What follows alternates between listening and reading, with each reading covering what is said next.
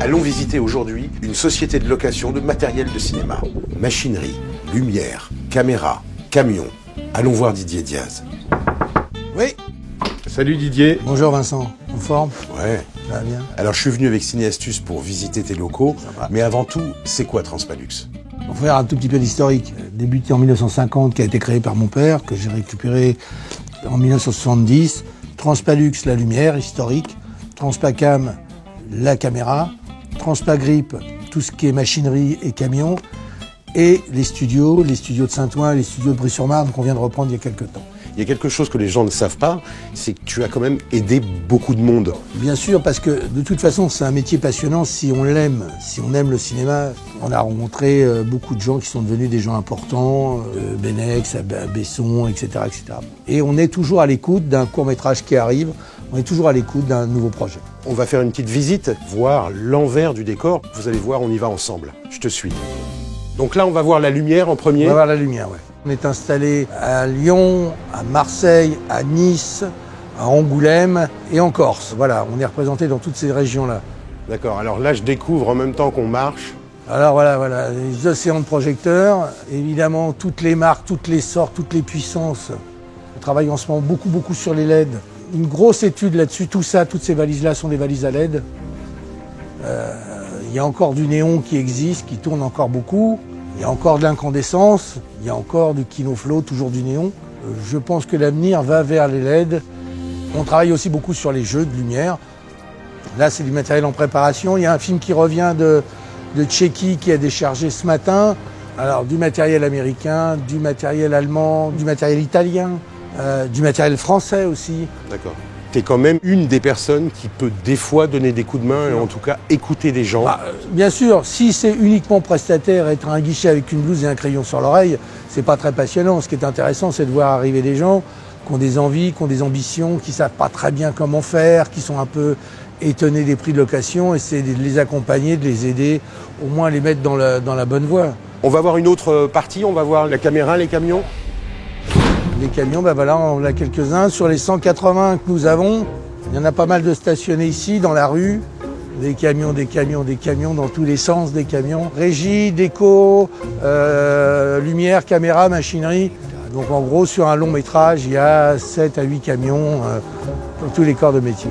Là, on arrive dans la partie administrative. Pour les cinéphiles. Quelques films, quand même. Ouais, quelques-uns, ouais. Là, je vois qu'on arrive dans la partie machinerie. La partie machinerie. La partie Dolly, les supports de caméra, donc les Dolly américaines, tout en location, celle-ci, c'est des outils assez incroyables. Après, on a les grues. Ça, c'est une Scorpio télescopique. Il y a des 9 mètres, des 12 mètres, etc., etc. Des 6 mètres aussi, il y en a des plus petites. Là, c'est une petite voiture travelling électrique. C'est le dernier bébé.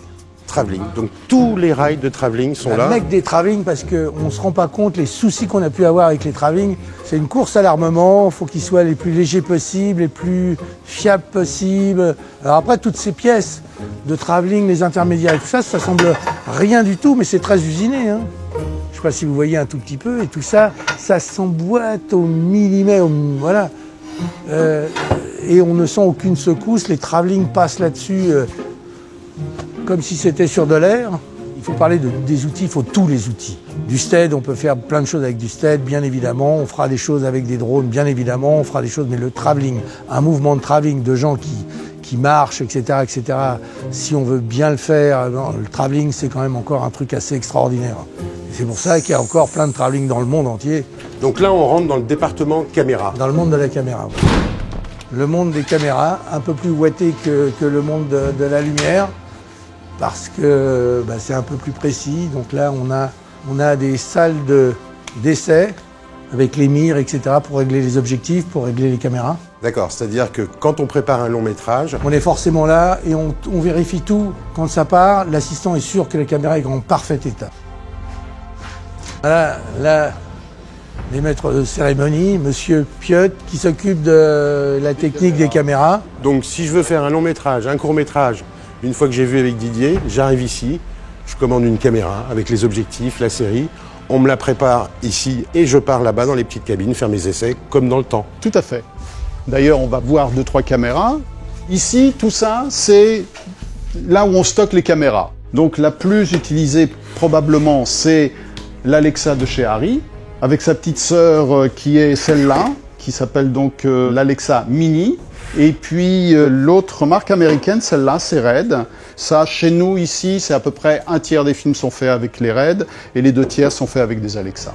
Puis plein de lithium, c'est la... Bah oui, parce que toutes ces caméras, ça bouffe de l'énergie. Et tout ça, c'est que des batteries. C'est que des batteries. Alors là, on a vu les caméras, les objectifs sont pas avec. C'est autre part et c'est quelqu'un d'autre qui s'en occupe. Ça, c'est quelqu'un d'autre, hein, c'est Gérard, le département optique. Voilà, il y a plein d'objectifs partout, des projecteurs partout, des bacs à ultrasons, des générateurs de mire, du monitoring et des équipements partout. Merci beaucoup, à bientôt, au revoir. On peut parler aussi du premier étage où il y a quand même quelques filtres, pas mal de... Pare-soleil, commande de points, moniteur de toutes les tailles. Et voici donc les milliers de filtres qui donnent de la chaleur ou du modelé sur les visages de nos belles actrices. Des milliers de filtres. Des milliers de filtres, là, voilà, pour les fans des films. Messieurs, merci. Donc voilà un petit peu l'ensemble. Et vous revenez quand vous voulez. Génial. Je vous montrerai ce que vous n'avez pas vu aujourd'hui. Merci de cette visite, c'est vraiment très très chouette. Merci beaucoup Vincent d'être venu, ça m'a fait plaisir parce qu'on se connaît quand même depuis un petit moment. Merci Didier. Merci. Merci. Voilà, cette vidéo est terminée. Posez-moi vos questions sur le hashtag Cinéastuce. N'oubliez pas d'aller sur la page Facebook et de liker. Abonnez-vous à la chaîne YouTube si ce n'est pas encore fait. Et partagez cette vidéo si elle vous a plu. Merci et à bientôt.